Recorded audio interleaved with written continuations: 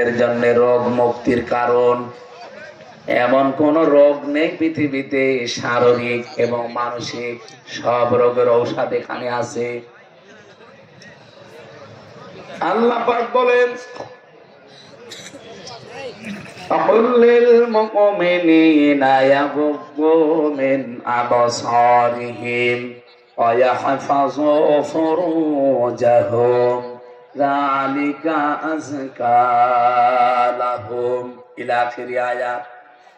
সূরা নূরের ভেতরে আছে 30 নম্বর আয়াত। এটা রব্বুল আলামিন বলেন, মুমিন পুরুষদেরকে আপনি বলেন তারা পরনারী দেখলেই যেন আগে চোখ নিচের দিকে করে। তাহলে প্রথম ঔষধ, মেয়ে লোক দেখলে সে যেই হোক চোখ নিচের দিকে করা লাগবে। শুধু 14 জন মহিলা বাদ দিয়ে কয়জন? এই ক্লাস চলছে, এটা জবাব দিতে পারেন না? কয়জন বলেন? 14 জনের ভেতরে আপনার মা আছে, আপনার বোন আছে, আপনার মেয়ে আছে, আপনার খালা আছে, আপনার ফুফু আছে। এদের দিকে যদি তাকায় কোন মানুষ, যত খারাপ হোক, খারাপ নিয়ত নিয়ে তাকায়? নিজের মায়ের দিকে কোন খারাপ নিয়ত নিয়ে কেউ তাকায়? সূরা নিসার 21 নম্বর আয়াতে এই তথ্যটা পাবেন। এরকম 14 জনের নাম আপনি দেখে দেখে মিলিয়ে দেখবেন যে এদের দিকে তাকালে অসুবিধা নেই। বাকি যারা দুনিয়াতে আছে সে যেই হোক, ওটা যদি পরিমণি হয় তাকানো যাবে না? হালকা যাবে নাকি? একবার যদি চোখ পড়ে যায় অসুবিধা নেই। প্রথম নজর মাপ, পরের নজর পাপ।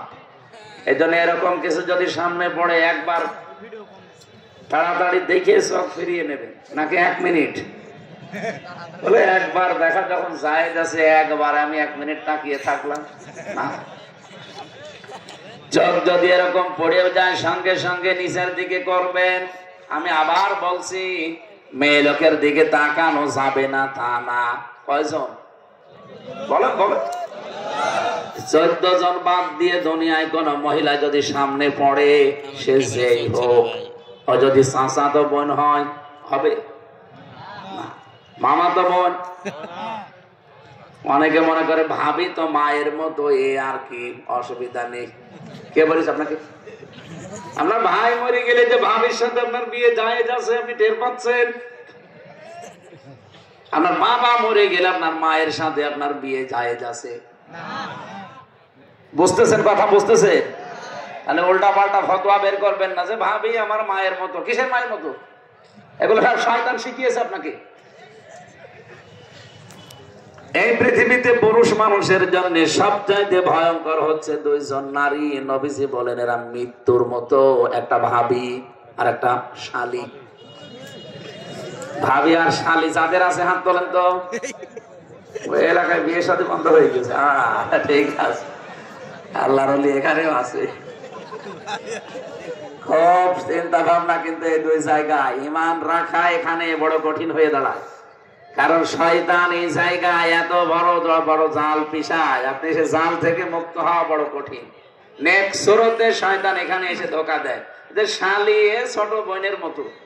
দেখা যাচ্ছে বউ ধুয়ে শালী নিয়ে আল্লাহ রাস্তা চলে গেছে। এই জন্য একজন পুরুষের জন্য ইমানের বড় পরীক্ষা। কয়জন মহিলা বলেন তো? আরো জোরে বলেন। একজন আপনার শালী আর একজন আপনার ভাবি।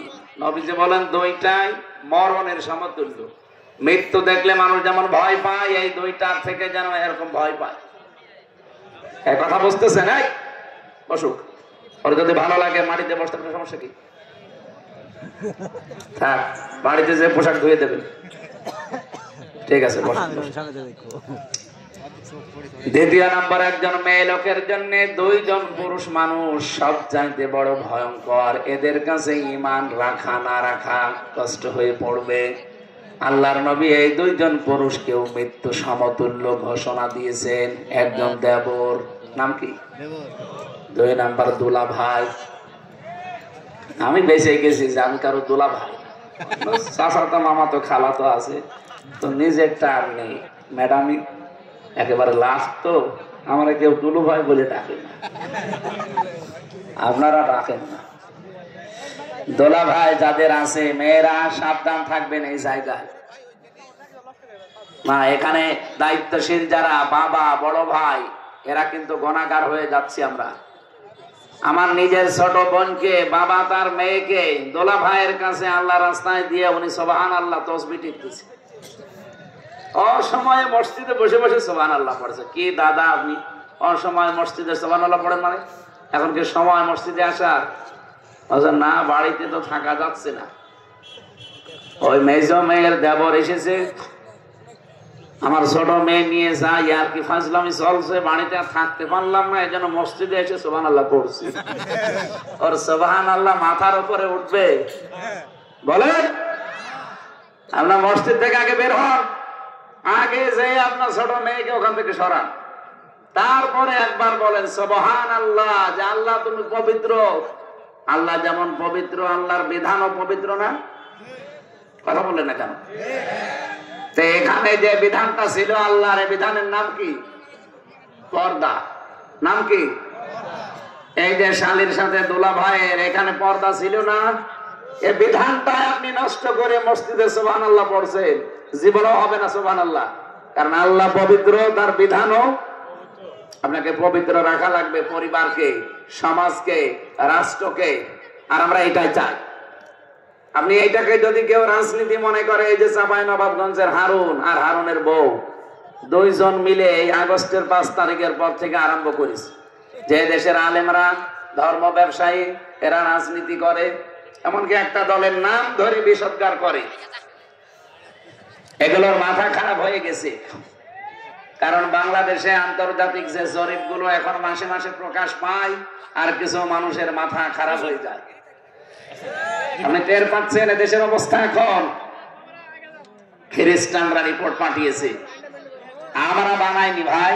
খ্রিস্টানরা তো আমাদের এমনি দেখতে পারে না, তারা আন্তর্জাতিক ভাবে 257টা দেশের রিপোর্ট বানিয়েছে। আমি 2টা পড়লাম।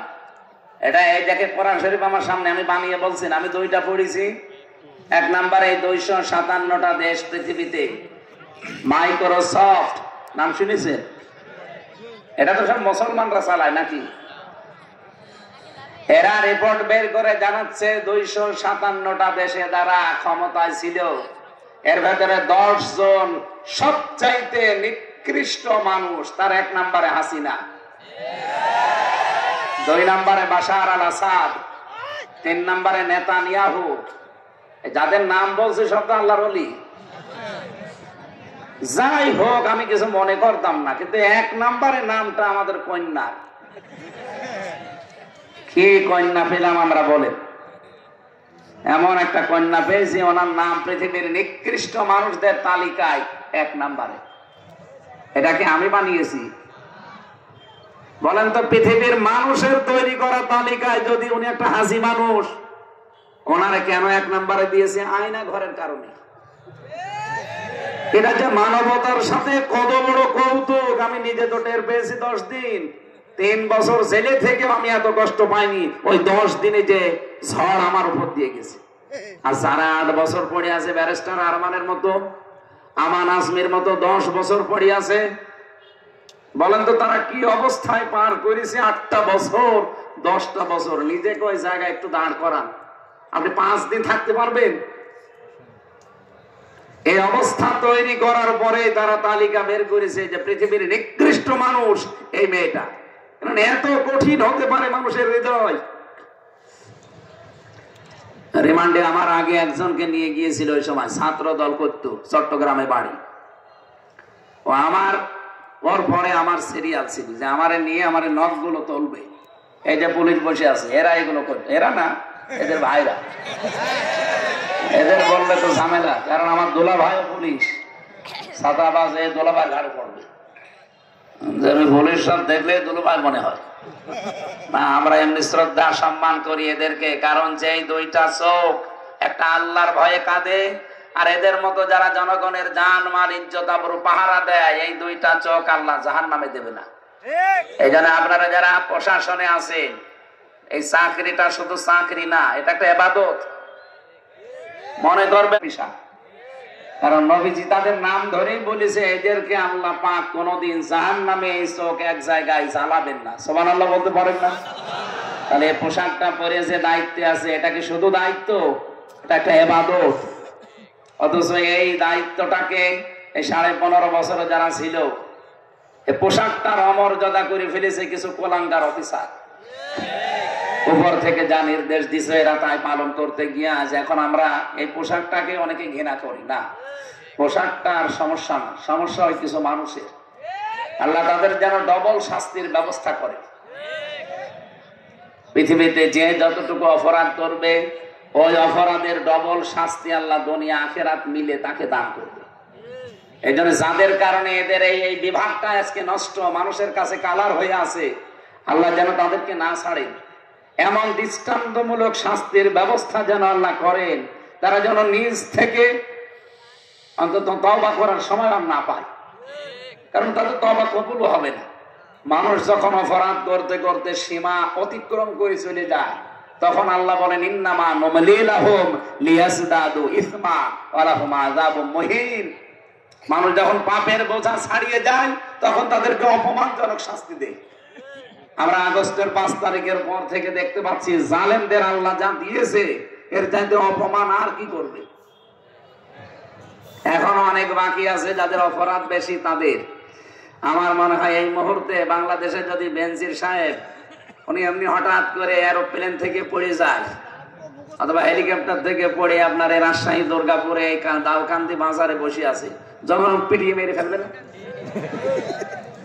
আমি যতটুকু দেখছি সারা দেশে তাই। যারা জালেম ছিল তাদের অবস্থা আল্লাহ ঠিক ওইটাই বানিয়ে দিয়েছে। কুষ্টিয়ার হানিফ সাহেবকে যদি এখন কেউ একা পায়, আমার মনে হয় ওর ছোট ঠ্যাঙও কেটে ফেলবে। আমি কি বানিয়ে বলছি? অথচ আগস্টের 5 তারিখের আগে কুষ্টিয়ায় আসলে 14টা গেট বানানো লাগতো তার জন্য। এখন গেট না, ওর বাড়ির এখন পায়খানার প্যানও মানুষ খুলে নিয়ে চলে গেছে। এই যে এর নাম আযাবুম মুহিন। জালেমদেরকে আমি আল্লাহ পাপের শাস্তি এত নিকৃষ্ট দেই যে দুনিয়া কল্পনাও করতে পারে না যে এত নিচে মানুষ নামে কি করে। বলেন তো, বাড়ির পায়খানার প্যান যারা খুলে নিয়ে চলে গেছে তাদের কি রাগ ছিল তার উপরে। ওরা যদি সামনে পেত একেবারে টুকরো টুকরো করে ফেলতো না?